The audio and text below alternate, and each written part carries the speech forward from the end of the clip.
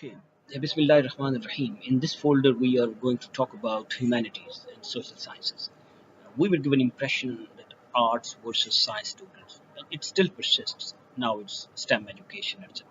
Society is formed by, we know, all different roles. No single domain is better or inferior.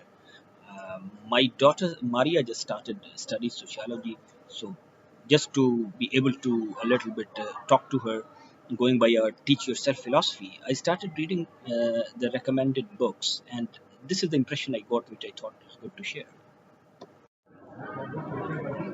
I'm sitting at the Bangkok airport, so you'll excuse me for a little bit of background noise coming. I couldn't avoid that. That's how it starts with August Comte came, and then Karl Marx came, and then Max Weber came, and these were the genius guys who started teaching us how to look at the sociology. Turn the page, and it starts with the key idea, the Enlightenment. The Enlightenment was as philosophical and intellectual movement of the 18th century Europe that emphasized the use of reason, observation, and science in contrast to the dogmatic belief that had previously held sway. So the scientific thought starts coming into the society. Now imagine, as if the religion or faith was totally ridiculous idea. Thanks God, these guys came and clarified us, and artificially disconnecting intellectual, emotional, spiritual, that all we are made mixed of, disconnecting human society institution is sort of indoctrinating, totally disconnecting from your culture, civilization, social ethos, faith, everything, even from the continuum of the history. Things are coming in continuum, so we have to look at continuum and a little bigger, broader picture to make sense. And pendulum of nations moves in much longer time frame, about 1,000 years in general. So, looking at the last two millenniums, starting with the birth of Holy Christ, before that were Aristotle, Socrates, and Greek as a thought leaders. They were there, and when last prophet came, the Islam in this form started. The Byzantine and Persian empires were there, but then Islamic culture and civilization start expanding, and they have really thrived for about 1,000 years, known as Islamic Golden Age. We need to know, our children need to know what was happening in that part, which then continued. Now, since our system did not tell most of these things to us, and it's very important that our children know about that it was the knowledge which was the common denominator, and Muslims ruled over and survived because of the knowledge. The house of wisdom was built, and people in every domain. Al Masoudi, I have just named very few. There is a long, long list. Um, it was known as Herodotus of Arabs, and ladies, Fatma Fahiri, she uh, spent all her jewelry to make the first university of the world, which is still surviving. Mariam Astrolabi, the astrolabs, she was engineer. Al-Maqdisi and people who were cartographers because they were making maps of the world, and people in philosophy, Ibn Rushd, then Ibn Sina, whose book survived for was a rather a textbook for 1,000 years later. Al-Ghazali and who were the thought leaders in educations, Ibn Jawzi in morals and social reformations. If you look at the ladies, Karimia al-Marwaziya, she went places to places and almost all seats of learning wherever, and was ultimately settled in Makkah, coming from Turkmenistan to Iran, and rose as a scholar of the day. And Ibn Battuta and many people who wrote, all these things were happening. So humans were making progress in a way which was unprecedented. Although our books are almost empty of these, but who doesn't know about these? This University of Cairo, who doesn't know that these guys had a tremendous impact on what we humans are today in terms of even material development, etc. 24 creators of the moon bear names of the Arabic and Islamic religions, not for their love, yes, but for their respect, because they had a contribution in astronomy and trigonometry, etc. People like this Abu Bakr too, Mansa, they left even thrones for the sake of exploring the world. And he actually treaded into Atlantic and saw things much before the Columbus saw that. Look at the 1001 invention. So these were not coming, and all of a sudden, if you are telling that, oh guys, this is how the world started, that's unfair. Even coming out of the universities, we have heard the names of those scholars which had collected the jurisprudence when Islam spread into larger territories. Abu Hanifa, Imam Jafar Sadiq, Imam Malik, Imam Shafi, Imam Hanbali. We know their names. Hardly our adults have any idea. And what can we pass on to the next generation? When were they? What were they doing? Can they narrate any one story? So they were in this age, all one after another, and teacher and student and disciples of each other. And we get an impression as if they were kind of uh, not really in sync with each other, and etc. So this creates this disconnect, not knowing about those people, which is Imam Bukhari or Razi or Ibn Rushd. We are creating a defeatist mentality. This sort of sociology is not what we need. I wish somebody had displayed these charts when we were in the schools. Even now, it's not there. I appreciate someone in Islamabad prepared it. Really very good on one stance and well done. After this long journey, then we start eroding, obviously. And how we start eroding, this is very well captured by Ibn Khaldun in his history book, and its preface, which is called Muqaddama, is about a 900, 1000 pager, is known as the first ever book on the analytical history, proper analytical history. And he is the father of sociology. But if we start telling, oh, guys, sociology was born in 1850s, so that's a bit unfair. So, society existed, cultures were thriving, inventions were being made, and then obviously when uh, uh, any people who divest themselves from the knowledge or ethics or institution building, they start eroding them, are taken over. Then these Crusades and Saladin, that's the period where Abdul Qadir Jilani, Ibn Taymiyyah, Ibn Majid was an explorer. They came. Ibn Battuta was a little earlier. Uh, and incidents, major incidents, wars, famines, which shake humanity, are very important to know because they have impact on our thinking process as well. This Black Death came about 100 million people, about 50 to 60% of the population of the Europe was totally devastated. And now the Europe's pendulum starts. Obviously the knowledge that Muslims were had converged and matured and furthered, taking from all different sources of knowledge, whether it was from Greek or maths from India, Al-Kharzmi, and then later the math was taken from India and Arabs by Leonardo of Pisa to Europe. Oxford or Cambridge started coming in 1200s earlier in some shape, but obviously they matured later. Then the Europe took over in terms of knowledge. The Europe Renaissance and discoveries, and they made this gunpowder-based firearms. 1540s. East India Company came in Surat 1624, and from Bengal to Punjab, it took them about 100 years. And there was a point in time where their military, their private armies, were more than double of the England's own army. And the same thing was happening in the eastern coast of Africa, and then US was being settled, and then Captain Cook in 1770 went to Australia, so they were navigating, going out, capturing new territories, even killing people. You know what was happening in the slave trade, genocides, just deleting their cultures, and all this was happening. Who doesn't know about it?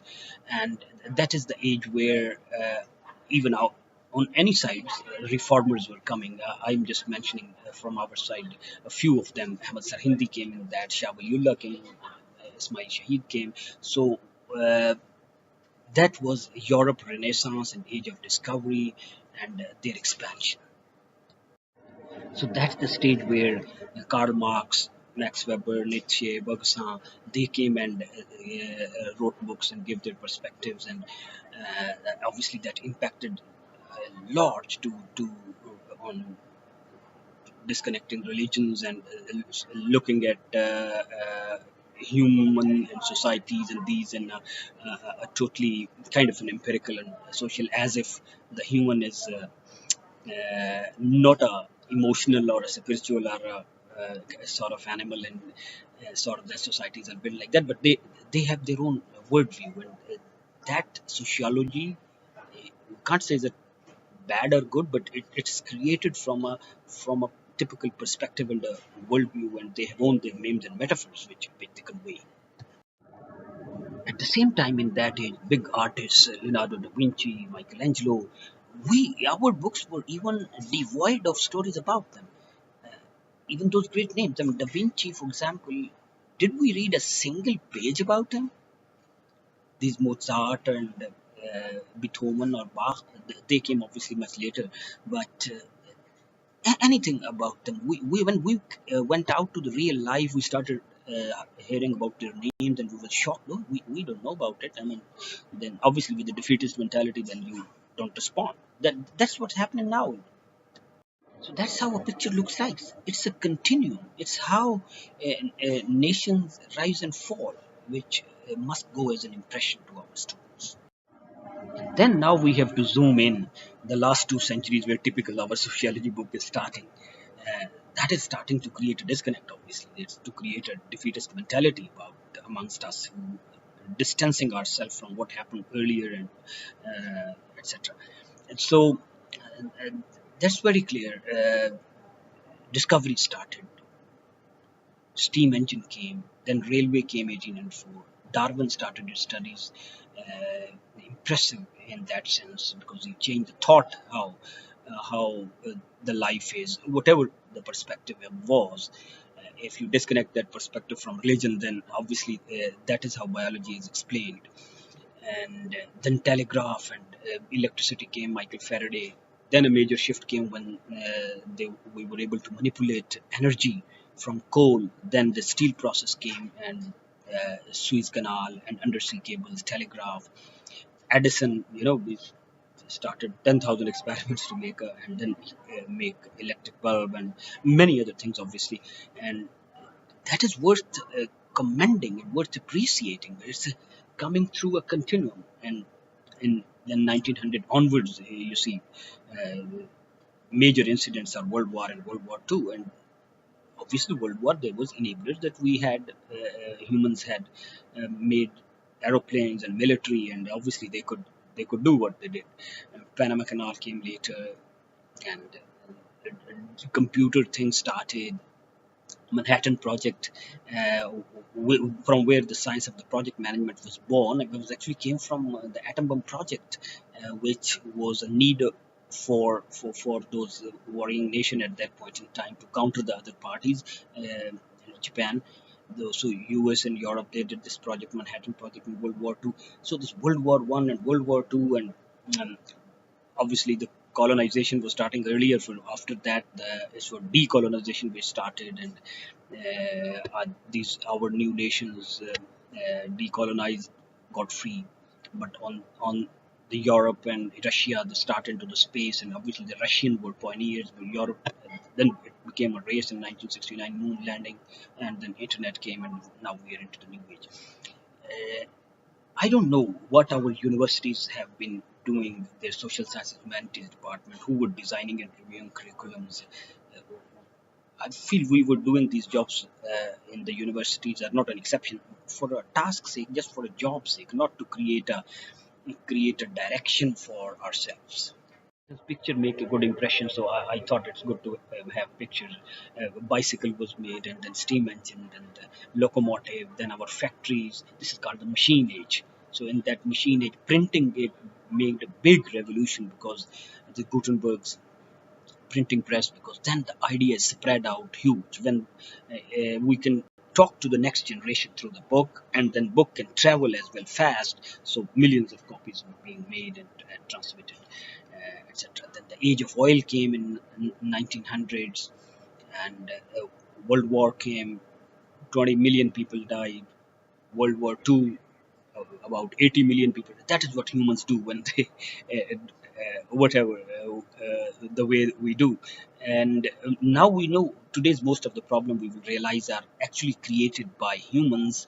And World War One, World War Two, and this industrial revolutions are the ones whose outfalls, whose kind of uncontrolled or maybe unwanted or uh,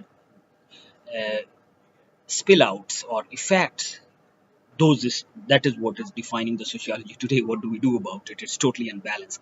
Between World War and World Two, there was a thriving period of which is called roaring 20s, and then there was a Great Depression where people were jobless and they were suiciding. Then the nuclear age start, and now we are at age where the artificial intelligence and the blockchain and robotics and these things are coming, which is called the fourth industrial revolution. So broadly, we divide it into four big industrial revolutions. I mean, you can pause and look how it looks like. But all these, our gender problems, the women had to come out and work in shoe factories instead of having a balanced life, which they were biologically or in nature created for. The family structure. Look at the percentage of bastards in on the planet now who have no families and they are internally, I mean, dissatisfied.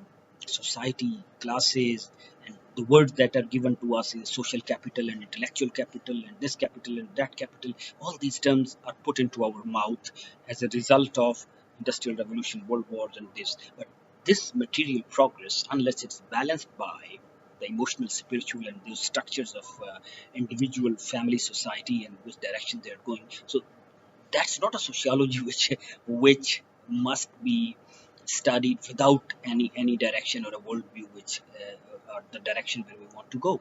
And that direction, which is sort of obliquely conveyed, was very clearly conveyed by Macaulay. He was very honest in his minutes, 1835. I think this must have been displayed in our school. Why it wasn't there, I don't understand. He's saying, I propose that we replace our old and ancient education system, the Arabic and Sanskrit and Urdu, whatever we had, of its Indian and think that it's foreign and English is good and greater than their own and they will lose self-esteem. Isn't that mentality still going? And somebody who can speak English is rated better, right? And creating a social kind of a different class, so he can speak and he cannot. I have seen people coming from Sargodha University can't talk in that kind of. They have their own accent, and the same guy coming from an English school who is much less in terms of professional competence, but the one who is hired is who can speak English well. So that mentality, cultural disconnect, language is part of it, family, gender, urbanization, pollution, crime, drugs, brain drain, slave mentality. It's all creation of industrial revolution, World War One and World War Two. But obviously, it's not that it's their fault or it's. It is basically that we divested ourselves from research and the knowledge and setting our own direction. God doesn't change people unless they change themselves. Don't we clearly see the resemblance between the schools that were created for us and we are just slavishly continuing with that and the factory? Because people were needed for the factory who come at a time and bell and etc. They can't create, they can't think, they just follow. So human society structure, organizations, so, sociology is all about it. So that's where what we now are. We should. These are the questions that come to us. Are our cities walkable? Is our youth satisfied? Are our women not running after the fake ideals? I mean, 80+%, according to this Oxford professor, his recent book came last year. They're running after because of this show, this beauty context, and this whatever is happening on the media. We have lost as a human over in last 1.5 century. Devastating for our health. How we ended up with 40% of the children born out of the wedlock. Imagine, are our research and academia universities, are they thinking at that level? With the balance of short term and long term and the balance between our internal, what we want to achieve, and in external, and between financial and non-financial, between material and balancing the material with the spiritual and emotional. Because society, structure, organization, direction, maturity, balance, these are all the answers with sociology, and these should be the research question, and that's how a perspective should be conveyed in our society textbooks, if we don't just borrow textbooks and adopt. So that was the kind of problem statement. Uh, Typically, sociology text is even now starting like this. The study of humanities has been traced back to the ancient Greek, and then it shifts to it was after 15th century that was started regarded as a subject, etc. Ridiculous. You totally hide that what happened in the middle and how the culture was thriving in various parts of the world, even in Muslims were obviously a big one, but China, on the other hand, Japan itself. This is the problem, and it starts with the Karl Marx, Emile Durkheim, and Max Weber. These are the name, and then the terminologies. They are on the part of our desktops. But facts remain facts. This is the CEO of HP. Her speech is worth reading. She said at the end of the speech, she says, "I'll end by telling a story." It was shortly after the September attacks he made it. There was once a civilization that was the greatest in the world. It was able to create a continent, superstate that stretched from ocean to ocean and from northern climate to the tropics and deserts. Within its dominion lived hundreds of millions of people of different creed and ethnic groups. One of its languages became the universal language of much of the world, the bridge between the people of its 100 lands. Its armies were made up of the people of many nationalities, and its military protection allowed a degree of peace and prosperity that had never been known. The reach of this civilization is commerce extended from Latin America to China and everything in between. And this civilization was driven more than anything by innovation. Its architects designed buildings that defied gravity. Its mathematics created the algebra and algorithms that would enable the building of computers and the creation of the encryption. Its doctors examined the human body and found new cues for the disease. Its astronomers looked into the heavens and named the stars and paved the way for the space travel and exploration. Its writers created thousands of stories, stories of courage, romance, magic. Can you imagine? Is this story coming to us as such from our own sources? No, that is the problem. So I feel we should wake up.